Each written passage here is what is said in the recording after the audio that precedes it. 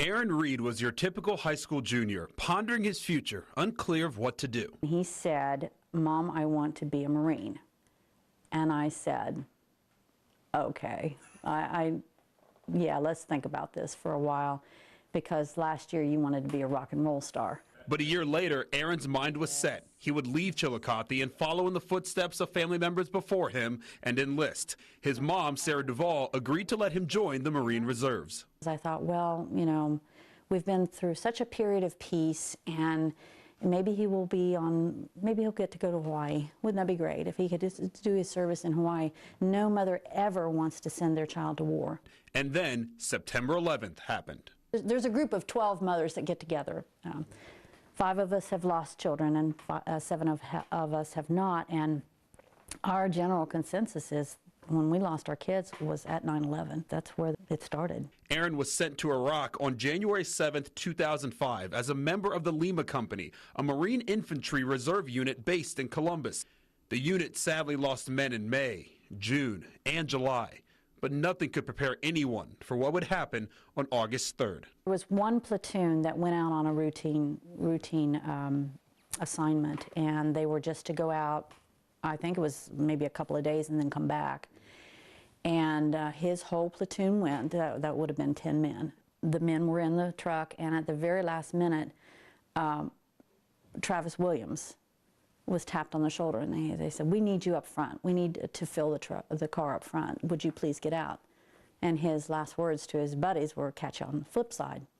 Catch you on the flip side."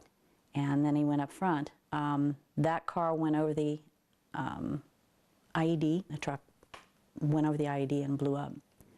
They were all killed instantly, which is a blessing. Aaron Reed was just 21 years old. He was 6 weeks away from coming home. First of all, I'm a person of very deep faith. I know where Aaron is. I have no doubt about that. His friends, his family, the community, the people from across the nation, their support helped me in immeasurable ways. This past April, Duvall got a call from one of Aaron's friends and fellow Marines, Jason Dominguez, who now works at Nationwide. The company was hoping to honor someone from the Lima Company in a unique way. Aaron's name was the first name that came to mind. They want to honor Aaron, and they want to put his name on the side of the car. I said, "Oh, well, that's really neat." And he said, "Well, would you like to go?" And I said, "Yeah. Where are we going?" Where she was going was Charlotte for the Coca-Cola 600. And that car was Dale Earnhardt Jr.'s, the most popular driver in NASCAR. But before Duvall gave Jason the final okay, she had one final request. You know what would really be cool?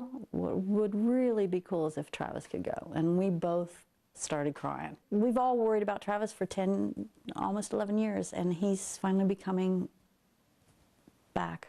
Duvall and her crew got the VIP treatment all weekend long. Right from the start, at the airport, met with a huge sign. And then in Charlotte, Nationwide, Dale Earnhardt Jr. and the 88 team pulled out all the stops. A one-on-one chat with Dale Jr. himself, autographed hats, replica cars, a tour of the hauler, and some odd requests on pit road. "Would you like some lug nuts?" And I said, "Yeah, that'd be great." So he got me a handful of lug nuts and wrapped them up and gave them to me. And of course, the highlight, having Lance Corporal Aaron Reed's name on the 88 car for $150,000 to see in Charlotte and millions more on TV. The term honor doesn't quite get it. I was overwhelmingly honored that they would have first chosen Aaron's name out of all those, and that it was on this car. And before the race, Duvall presented Junior with a plaque with the saying straight from Aaron himself. "Think of me when you're sad and know that I would have wanted you to smile." For all of his friends and for the family, it was just Aaron talking to us.